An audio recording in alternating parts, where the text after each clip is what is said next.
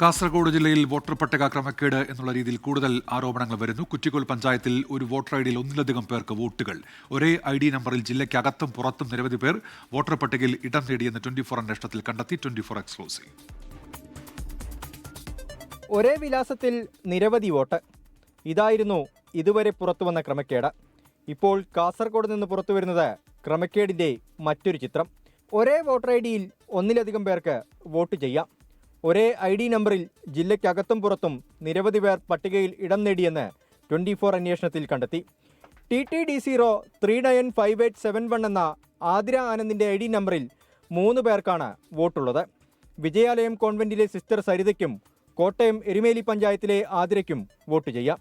കുറ്റിക്കോൽ പഞ്ചായത്തിലെ മുഴുവൻ വാർഡുകളിലും ആയിരക്കണക്കിന് ഇരട്ട വോട്ടുകളും വ്യാജ ID കാർഡുകളും ഉണ്ടെന്ന് ആക്ഷേപമുണ്ട്. പക്ഷേ ഇത്തവണ നമ്മളിങ്ങനെ ഒരു ഇത് ശ്രദ്ധയിൽപ്പെട്ടതുകൊണ്ട് നമ്മൾ 16-17 വാർഡിലുള്ള കുറ്റിക്കോൽ പഞ്ചായത്തിൽ ഭൂരിഭാഗം എല്ലാ വോട്ടുകളും എല്ലാ വോട്ടർ ലിസ്റ്റും നമ്മൾ പരിശോധിച്ചതിൻ്റെ അടിസ്ഥാനത്തിൽ ഏകദേശം 50ഓളം ആൾക്കാരുടെ വോട്ടർ ലിസ്റ്റുകൾ ഇതുപോലെ ഇരട്ട വോട്ടുകൾ അതോടൊപ്പം ഒരു വോട്ടർ ലിസ്റ്റിൽ ഒരു ID നമ്പറിൽ ജില്ലയ്ക്ക് പുറമെയുള്ള ഒരു നമ്പറിൽ ശ്രദ്ധയിൽപ്പെട്ടിട്ടുണ്ട്. ഭൂരിഭാഗം വാർഡുകളിലും ഈ ഒരു കാര്യങ്ങൾ നമ്മൾ ശ്രദ്ധയിൽപ്പെട്ടിട്ടുണ്ട്. വോട്ടർ IDയുടെ ഉടമസ്ഥർ CPIM അനുഭാവികളെന്ന ആരോപണവുമായി കോൺഗ്രസ് രംഗത്തെത്തി.